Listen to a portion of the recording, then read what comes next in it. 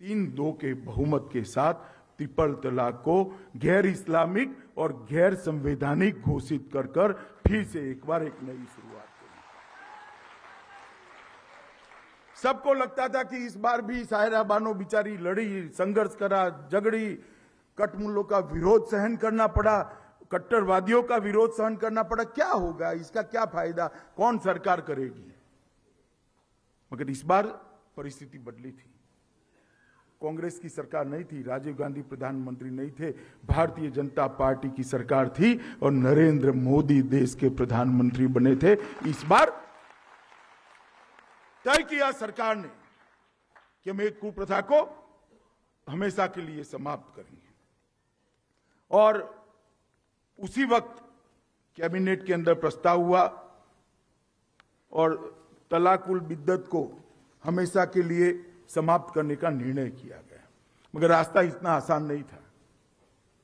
Bill लेकर मोदी सरकार आई संसद के सामने और बिल के अंदर इसकी प्रस्तावना में बहुत तरीके से उन्होंने लिखा था, क्योंकि प्रस्तावना हम ऐसा मानते हैं कि सब लोग पढ़ते हैं।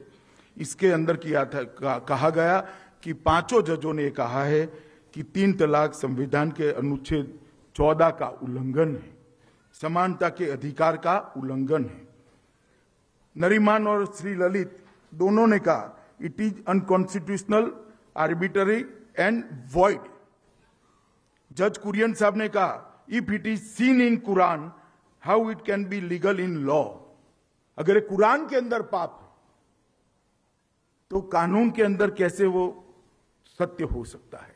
और अल्टीमेटली 3-2 के बहुमत के साथ ये निर्णय दिया गया कि ट्रिपल तलाक गैर संवैधानिक भी है और गैर कानूनी भी है। ये सारी पृष्ठभूमि रखते हुए बिल लोकसभा में आया। लोकसभा में भारतीय जनता पार्टी की बहुमत था, लोकसभा में पारित हो गया। राज्यसभा के अंदर कांग्रेस का बहुमत था, एक बार वापिस भेजा गया।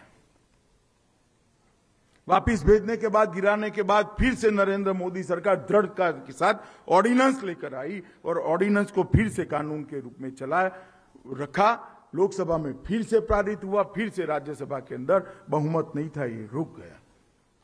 और अध्यादेश को भी कानून में परिवर्तित करने के लिए नहीं करा गया। और उसके बाद दोबारा चुनकर आए मोदी जी, फिर से प्रधानमंत्री बने, फिर से कैबिनेट के अंदर इस अध्यादेश को कानून का स्वरूप देने के लिए विधेयक लेकर आए और राज्यसभा और लोकसभा दोनों ने कानून पारित कर एक कुप्रथा को हमेशा के लिए इसका अंत करने का काम। यही सुप्रीम कोर्ट थी, यही इसके फैसले थे। मगर एक सरकार थी जिसने इसको स्वीकार नहीं किया और एक सरकार देश की जनता ने ऐसी चुनी मोदी जी के नेतृत्व में, इसने कहा कि हम वोट बैंक की राजनीति के अंदर नहीं मानते हैं। करोड़ों मुस्लिम माताओं बहनों को समानता का अधिकार मिलना चाहिए और इसके लिए हम इस ट्रिपल तलाक को खारिज करते हैं।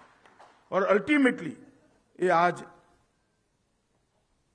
पारित किया गया है और आज इसके बारे में मैं आपके सामने आया हूं।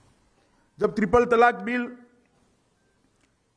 राज्यसभा में, लोकसभा में चर्चा होती थी, मैं दोनों चर्चाओं के अंदर पूरा समय लोकसभा और राज्यसभा में बैठा। इनके विरोध करने वाले की खोखली दलीलें मैंने सुनी हैं और मैं आज इस मंच के माध्यम से, श्यामा प्रसाद मुखर्जी न्यास के माध्यम से खोखली दलीलों का जवाब देने के लिए इस सभागार के अंदर आया हूं कि आपकी दलीलें खोखली हैं। सबसे पहले उन्होंने कहा क्रिमिनल नहीं बनाना चाहिए, ये तो